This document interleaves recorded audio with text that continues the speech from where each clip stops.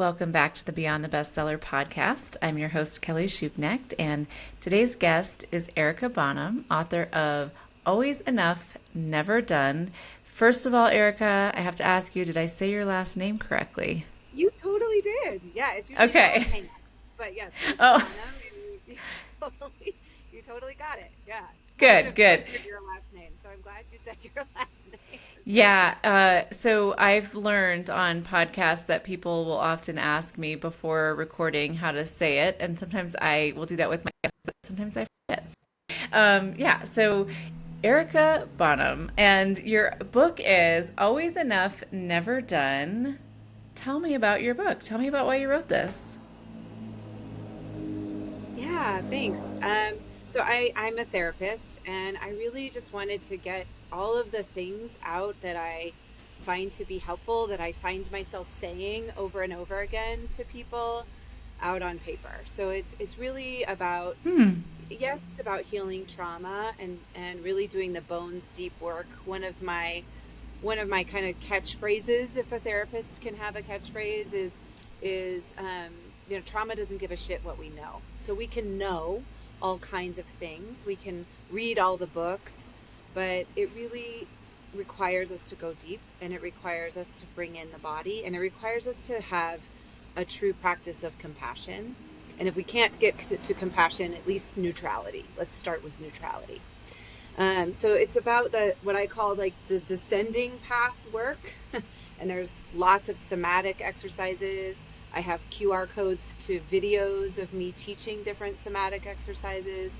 But then it is also about the what I call the ascending path work, which is creating new patterns, creating new identities for yourself, but not in the repetitive neurotic mindset kind of way where we're just like neurotically repeating self-affirmations to ourselves.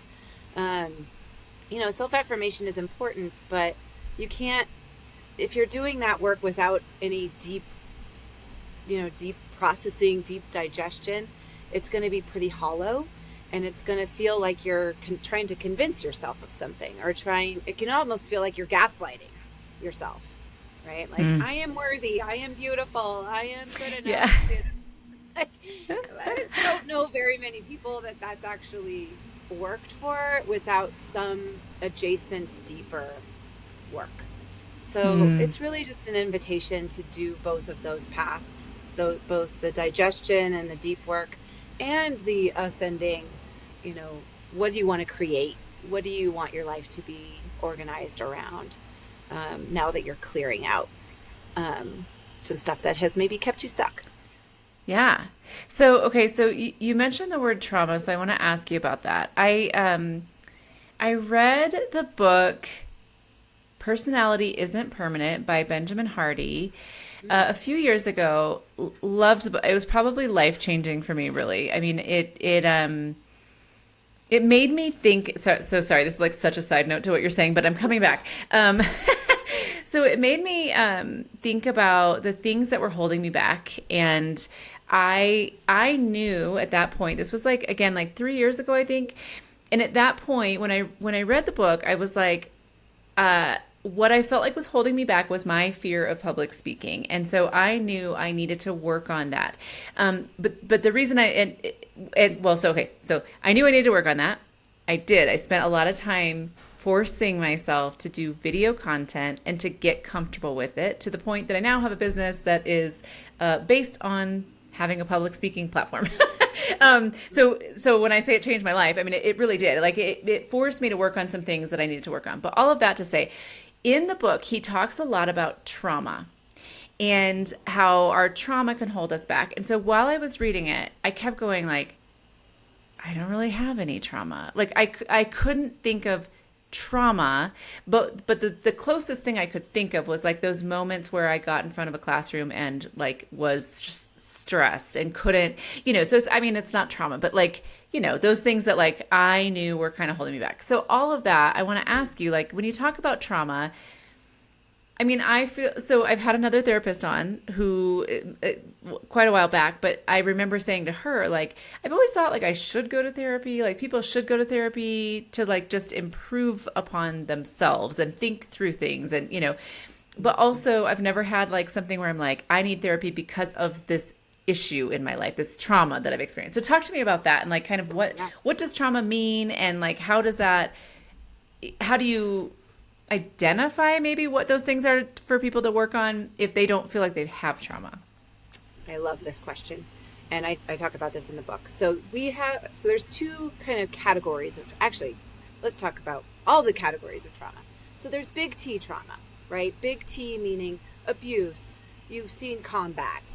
You grew up with a parent that was struggling with addiction, uh, an assault, a rape. There's those things that kind of most people would consider trauma, big T trauma.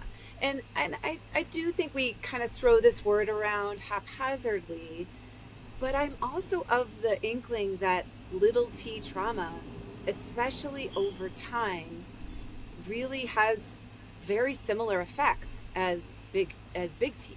And little t traumas are the, not only, I'm going to make an assumption, but like, you were probably a kid and you were standing up in front of the classroom, but there also might have been like a missing experience of support around that.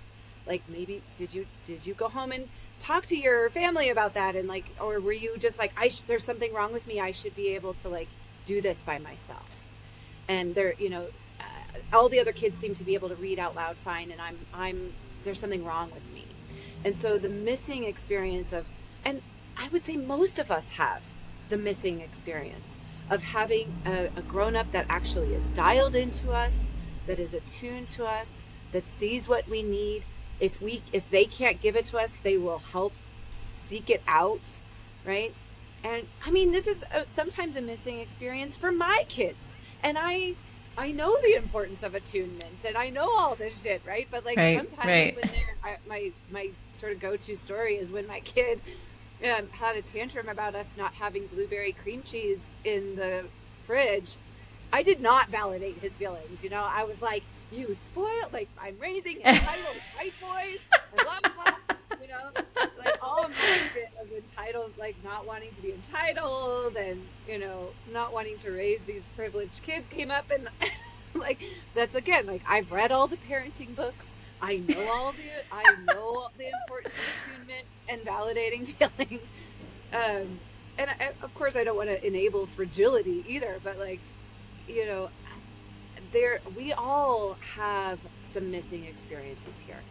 And Sure. it's not to say that those don't, that's part of life, right? But, and then the third category, and this is what we're just starting to scratch the surface of, is we're all walking around with ancestral trauma as well, and collective trauma that Mm-hmm. over time has been decontextualized, and we don't really have content for it anymore. There's just this felt sense of it. So, Resma Menachem talks about, he's a black psychologist that does a lot of work around racial Mm. trauma. But he talks about, white body trauma, and the white folks that came over to this country were coming over from very brutalizing situations. And that trauma never got dealt with.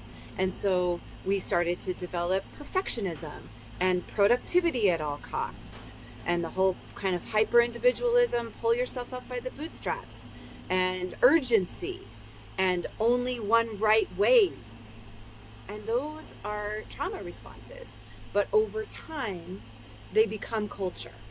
So he has, one of his famous quotes is like, if you put a person in a situation where it's traumatizing, or where they're not getting their needs met, or their basic safety and their basic sense of community is, not there, their individual responses over time is going to look like personality. And if you put a community in a traumatizing situation, their collective response over time is going to look like culture.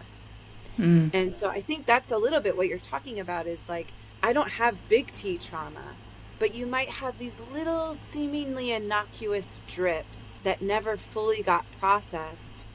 Mm. And then that larger lens of the collective stuff that we're all walking around with, the ancestral stuff that we're all walking around with, that we don't necessarily have content for, but we just have this this decontextualized fear or this decontextualized protective part of us that shows up. And yeah. So, okay, so talk to me more about that. The ancestral trauma, right? How did you call it? Yeah, Ancestral trauma? ancestral trauma, generational trauma, collective Yeah, trauma. maybe that's what I've heard it called before. Like I knew what you meant when you said it, but I had a different name for it in my head. But I think it was maybe the generational trauma. Generational, yeah. But tell me, say more about that because um, yeah, I just want to hear more because I mean, again, like when I say like I haven't had any trauma, and I'm like I had, great supportive parents. Like I, like poor me. Like I don't, I don't have some like story that happened, but I know my dad came from an abusive household, right? And I know some of his brothers struggled a lot with addiction issues, and I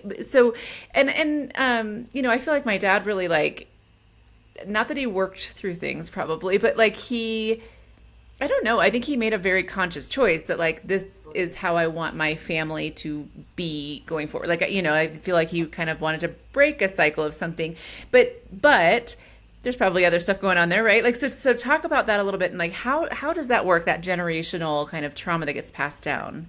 Yeah, I mean, I think we're, again, well, let me also say that I think this wisdom has been in indigenous communities and in the Black community for a long time. And now us white therapists are like jumping on the train.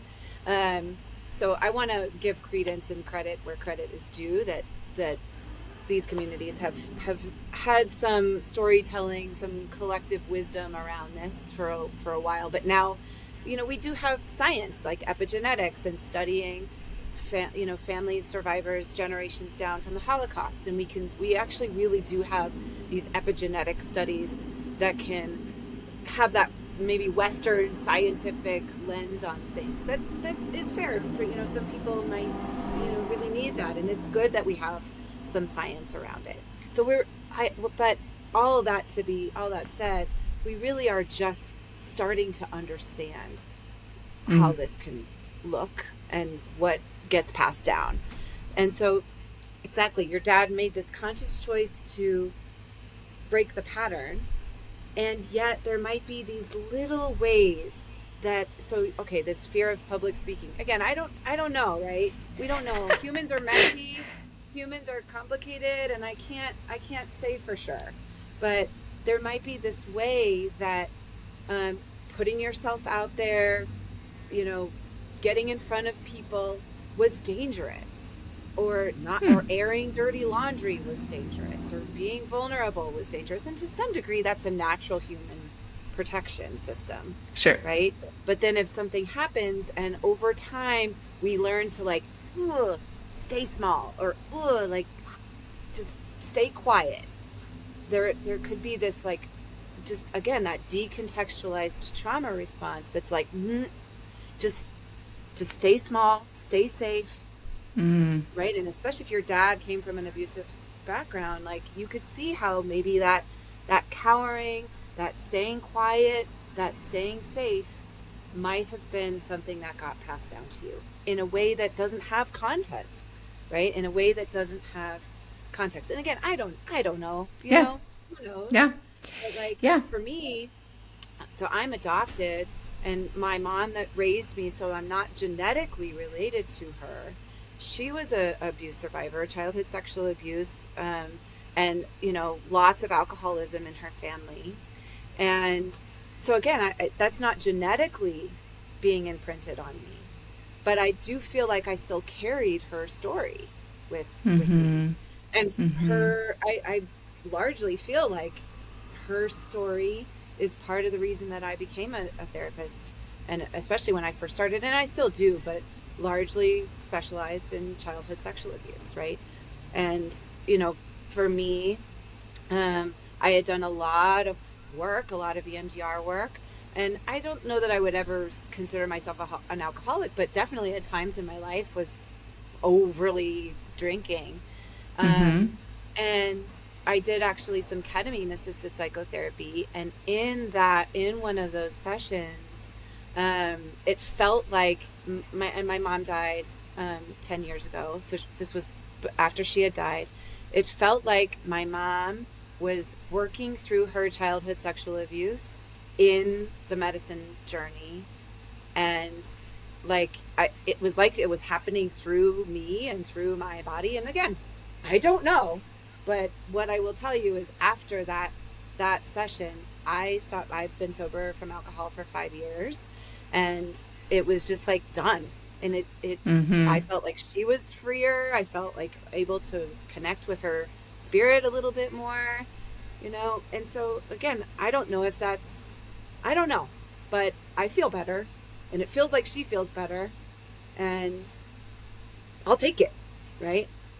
So Okay, I think so it's messy. tell me more about I this think, ketamine therapy. Like, what yeah, is this? I don't know what this is. You're like blowing my mind as far as a therapist. These are new concepts for me, so you yes, need to tell I me. know. And I do talk a little bit about in the book as well. So I don't want to veer too far because it's about, it's about the book. But so ketamine assisted psychotherapy, it was such a game changer for me personally that I ended up getting trained in it as well.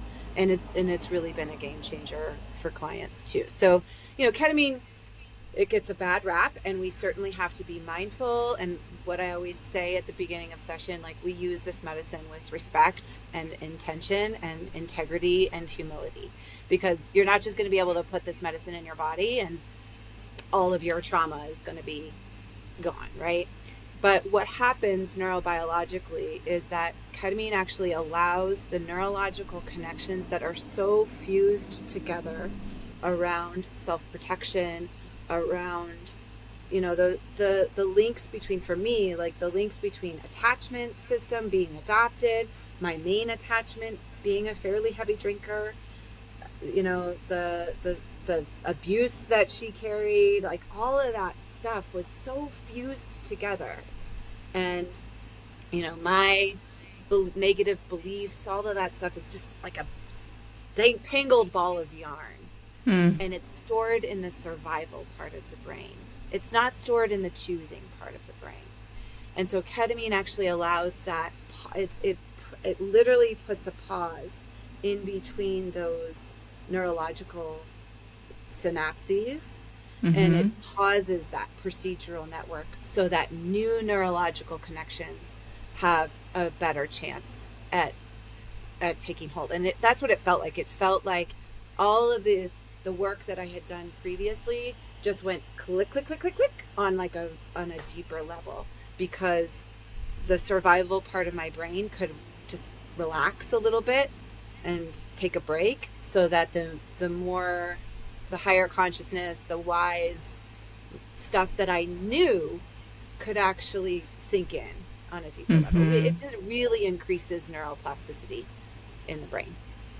Okay. So, yeah. It's wild, and again, I want to really name here that people are right to be cautious of doing medicine work. We don't want to start new addiction, and it's not, you can't just go and do rails of K at a rave and expect you to have this be therapeutic, right? Yeah. But Yeah. when combined with intention and deep trauma work, and really sitting with a therapist especially, it can really be a game changer for people. Yeah. And it's really Yeah, I had never heard of that, so that's very interesting.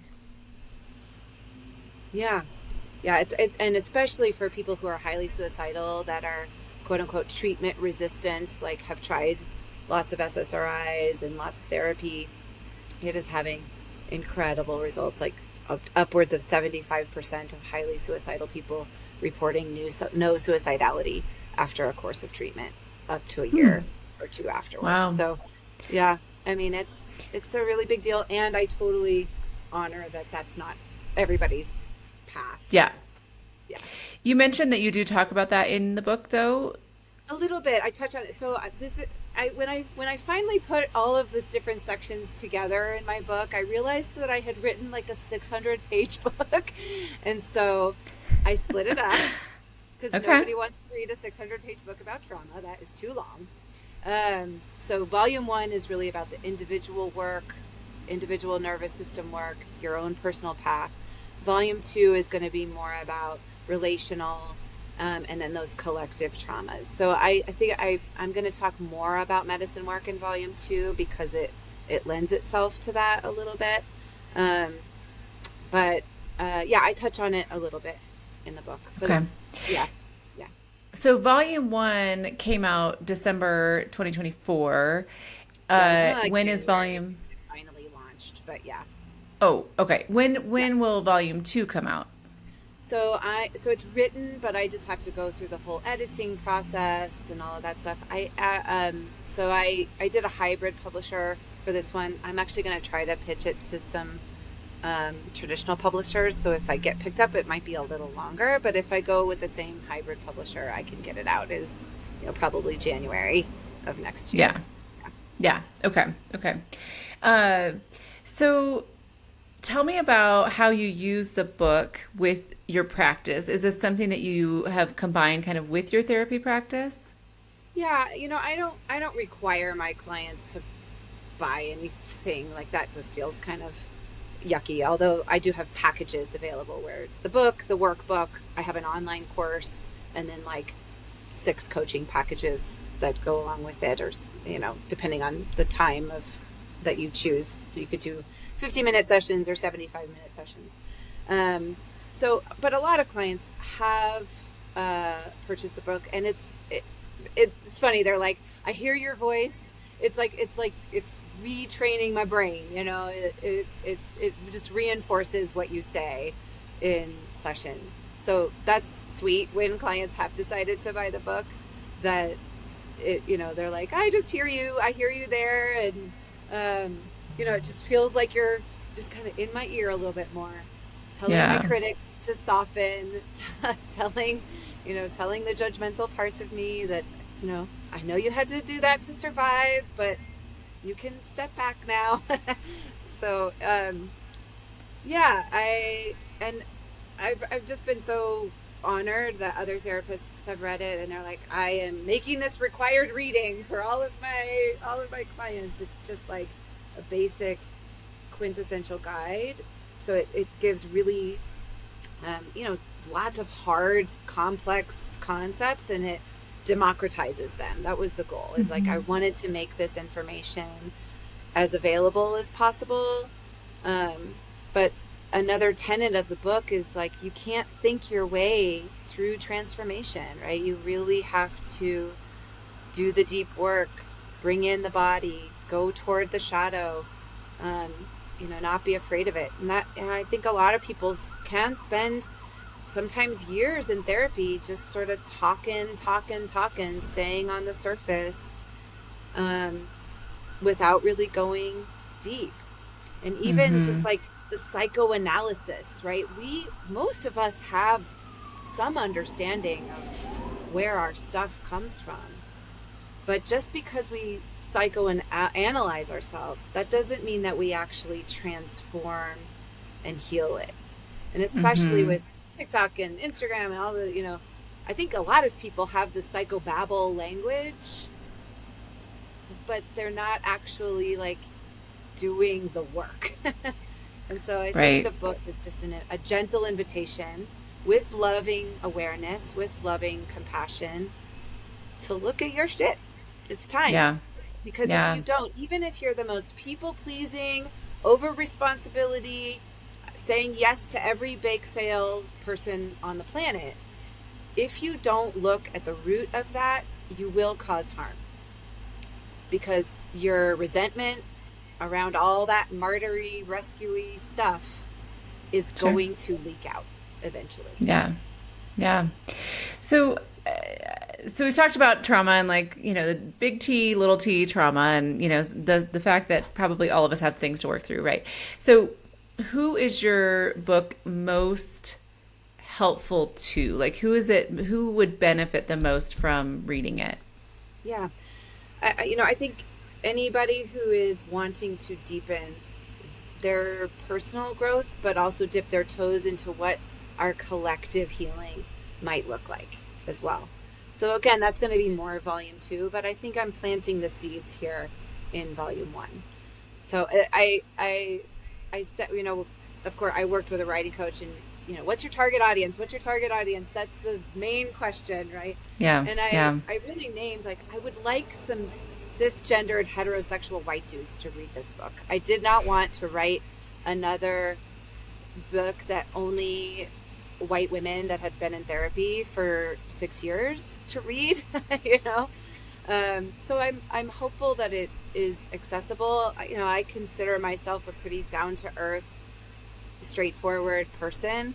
I do have a certain woo woo quality, but I think it's more accessible and digestible than maybe a lot of other paisley shawled, chamomile drinking therapists might So be. you're actually like leading perfectly into the other question that I had in my mind as we're talking. So I've had a few therapists. I don't know how many, but I've had a couple on. Um, and like I said, I haven't gone to therapy before, but talking to you is making me wonder like how important it is to have a therapist that personality wise, there's like uh, something like some sort of synergy there because like whatever, like I just think of like I'm not going to go sit in the room with some like stuffy Yeah.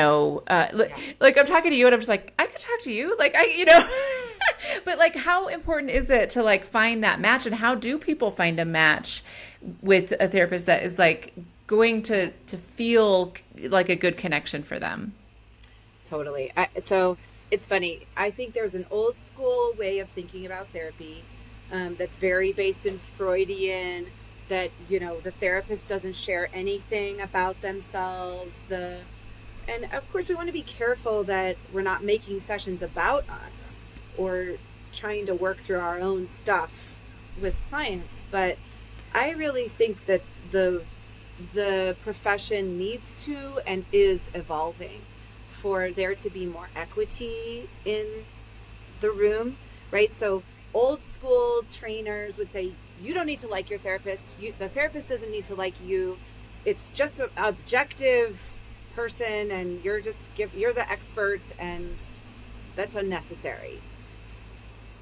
And I'm in the new school, right? I do think you have to have some synergy because it's about attunement, and I'm an attachment therapist, so there has to be some attachment, there has to be emotional safety, there has to be a certain sense that, and I say this to lots of clients that I work with, is like, listen, of course my intention is to not say anything that is shaming or judgy or harmful, and I'm an imperfect human being, so the goal is for us to have enough safety in our therapeutic relationship for you to be able to tell me if I have said something that felt shitty.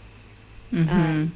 And I think I'm just a both and walk the line kind of person. That's another really big theme in the book is nuance, the importance of nuance, the importance of both and approaches. So, I certainly don't want to make it about me or use self-disclosure to this point where it's, I'm just talking about myself, that I still want to have some differentiation, some quote unquote objectivity. But we're all human beings, and I live in a white body, so if I'm working with a client of color, we have to be able to name those different experiences in a way that feels safe, right? So, Yeah. yeah, I mean, I think there's a little both and, because I don't think your therapist should feel like your best friend, right? There needs to be some boundaries, some professional Right. sanctity of the therapeutic relationship. But I am of the belief that there does have to feel like some emotional safety, like they're your people. And Mm-hmm. I always tell people, you have my permission to fire as many therapists as you need to until you find one that Yeah. that Yeah. fits. Now, of course, you got to be self-reflective, and if you're just once a therapist starts to Right. hit on your shit, and you're like, This I'm isn't out, working. I'm fine there, Yeah. right? Yeah. Like if we start to get under the surface, and you're like, I'm healed, I'm good, that that might be your own stuff, but Yeah. yeah, but there's a, I always say it's weird that I became a therapist because I had such shitty therapists as a kid. It was that stuffy, judgmental, mostly white dudes. Like, I just remember his penny loafer. Like, I was like watching his like penny loafer shoe just shaking and like, just like judging me, knowing that he knew everything about everything. I was, Well, I love it. I think that actually made me a better therapist because Yeah, I was it just gonna really say made me that. aware of what inequity in the therapeutic relationship felt like, what it felt Yeah, like to be judged, what it felt like to have somebody feel like they had the power, and feel so pejorative. And yeah, I really didn't want to do that. yeah. Yeah, I love that, like that story that you just told, because I think it says so much about like what your experience was and how you wanted to make that different for the people that you work with. That you don't want them to feel judged, and you don't want them to feel like it's you coming down on coming down on them, or it's because to me it would be like if I'm going to sit in a room and talk with somebody about my stuff, like I want it to be somebody who I'm not feeling is like judging me and not, it's like we're just having a conversation to get help me work through things. So Yeah. I love that. It I, was a I great think story. that's a trauma response that happens with therapists. Like, a lot of therapists come to this work wounded, myself included. But it's almost like if we don't look at our own stuff, we will become that, I'm just going to focus on everybody else's stuff. I'm going to fix everybody else's problems. I'm going to judge everybody else's stuff so that I can avoid looking at my own, right? Yeah. And really what we're talking about is decolonizing therapy, right? It's a very colonized, that old school way is power down. I know everything. I'm going to import this message, I'm the healer. I'm going to fix you. I have all the power. And I'm all about deconstructing that. Like, yeah, I have some expertise, but my only agenda is to have things be in alignment for you, for the client, Yeah. right? That Yeah. I might be the expert, might know some stuff, but you're the expert in your own life, and what works for me might not work for you, and Yeah. there's multiple paths, and that is, when we think about deconstructing all of those things that we talked about, perfectionism, urgency, productivity at all costs, hyper individualism, therapy should really be about unlearning that and deconstructing only one right way, that my way has to be your way, or Yeah. deconstructing perfectionism, deconstructing urgency, deconstructing individualism. Like, there's that both and of, yeah, only you can do it. You're the only one in your life that can like become your own primary attachment and look at your stuff. Only you can do it, and nobody can do it alone. Yeah. You can't do it alone. We're not meant to do this alone. We are meant Yeah. to be held and witnessed in community. And so Yeah. I hope that, individual psychotherapy, I hope is in an evolution that, it is beyond just focusing on our individual stuff, and start to invite more collective work, more collective healing. I run the Thriller Dance Flash Mob every year, and I swear that thing is more therapeutic for people, because just moving and dancing in a group, it's not dancers, it's just everyday people that get to learn this dance, and I'm telling you, like, flash mobs might be the key to saving the world. There's just not very many opportunities for us to dance and sing and be in that kind of space with each other, right? That's just joyful, Yeah. and there's something Yeah. really powerful about that. Yeah. Love it. Well, I feel like Erica, your tagline needs to be like, not your typical therapist. That's the vibe I just got in this last 30 minutes with you. I've been Um, considering a bumper sticker on my car that says, "Time to deal with your shit?" Question mark. yeah, Like, that works right? too. That works too. Yeah. Well, okay, so I will link to your book in the show notes, but tell us where else people can find out. You mentioned you have a course, you have some Yeah. other kind of things. So how else can people find you There's and the connect with you website. online? If you look under the tab, coaching, I think coaching packages or something like that. If you go to avoscounseling.com, avoscounseling.com, that has all the stuff. You can get a signed copy of the book if you order it, but it's available on Amazon as well. The workbook is a digital workbook though, so that's only available on the website. And then I think I sent you to a free resource. It's like it actually pairs with the book, but you can just download the free resource, which is I think Okay. 11 polyvagal resources.